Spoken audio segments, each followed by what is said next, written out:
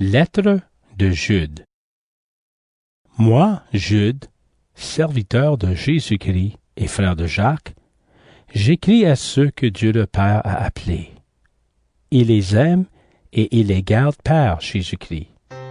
Que Dieu vous donne en abondance son pardon, sa paix et son amour. Amis très chers, je désirais beaucoup vous écrire au sujet du salut qui est pour nous tous. Mais maintenant, je suis obligé de le faire afin de vous encourager. Luttez pour cette foi que Dieu a donnée de façon définitive à ceux qui lui appartiennent. Je vous écris parce que des hommes mauvais sont venus en secret parmi vous. Ils tordent le message d'amour de notre Dieu afin de pouvoir se conduire n'importe comment, et ils rejettent Jésus-Christ, notre seul Maître et Seigneur. Depuis longtemps, les livres saints ont annoncé leur punition. Vous connaissez très bien tout ce que je vais vous dire. Pourtant, je veux vous rappeler ceci. Le Seigneur a sauvé son peuple de l'Égypte. Ensuite, il a fait mourir ceux qui n'ont pas voulu croire. Rappelez-vous l'histoire de certains anges. Ils n'ont pas gardé le pouvoir qu'ils avaient, mais ils ont quitté l'endroit où ils étaient. Alors Dieu les garde pour toujours en prison, dans la nuit, en attendant le grand jour du jugement. Rappelez-vous l'histoire de Sodome, de Gomorrhe et des villes voisines. Elles ont fait le mal de la même façon.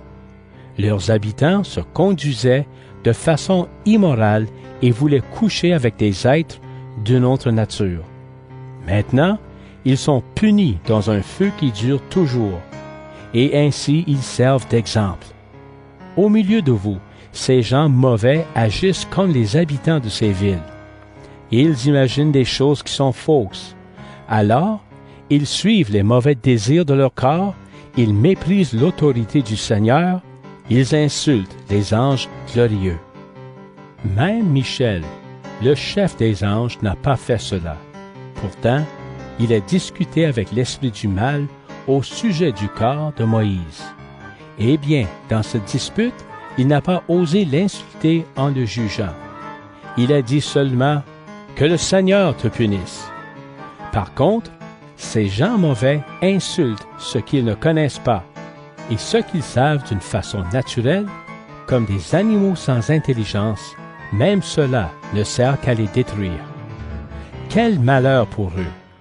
Ils ont suivi le même chemin que Caïn. Ils ont menti pour de l'argent comme Balaam. Ils sont morts parce qu'ils se sont révoltés comme Corée. Oui, ce sont eux qui mettent en danger les repas que vous prenez entre chrétiens.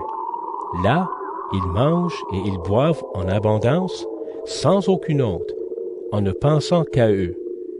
Ils sont comme des nuages emportés par le vent et qui ne donnent pas de pluie. Ils sont comme des arbres sans fruits au moment de la récolte, déracinés et complètement morts. Ils répandent leurs actions honteuses, comme la mer rejette son écume sur la plage. Ils sont comme des étoiles qui ne savent plus où aller. Et Dieu leur a gardé pour toujours une place dans la nuit la plus noire. Enoch, le 7e de nos ancêtres après Adam, a d'avance parlé de ces gens-là en disant « Voici, le Seigneur vient avec des millions d'anges pour juger le monde entier. Il va condamner tous les gens mauvais pour toutes les actions mauvaises qu'ils ont commises contre lui. Il va condamner ces pécheurs orgueilleux pour toutes les insultes qu'ils ont dites contre lui. » Ces gens-là ne sont jamais contents. Ils se plaignent sans arrêt et ils vivent en suivant leurs désirs mauvais. Ils font des discours ronflants et ils félicitent les autres par intérêt. Mais vous, amis très chers, souvenez-vous des paroles que les apôtres de notre Seigneur Jésus-Christ ont dites autrefois. Dans les derniers temps, des gens se moqueront de vous et ils vivront loin de Dieu, en suivant leurs désirs mauvais. Ce sont eux qui divisent les chrétiens. Ils ont des idées humaines et ils n'ont pas l'Esprit de Dieu. Mais vous, amis très chers, Construisez votre vie sur votre foi très sainte. Priez avec l'aide de l'Esprit Saint. Restez dans l'amour de Dieu.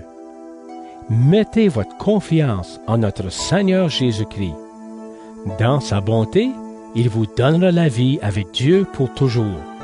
Ayez pitié de ceux qui n'ont pas une foi solide. Sauvez-les en les éloignant du feu du jugement. Ayez aussi pitié des autres. Mais attention, évitez tout contact avec eux. Même leurs habits sont salis par leurs mauvaises actions. Rendons gloire au Dieu unique qui nous sauve par Jésus-Christ notre Seigneur. Il peut vous empêcher de tomber dans le mal. Il peut vous faire paraître sans défaut et plein de joie devant lui dans sa gloire. À lui soit la gloire, la grandeur, la puissance et l'autorité depuis toujours, maintenant et pour toujours. Amen.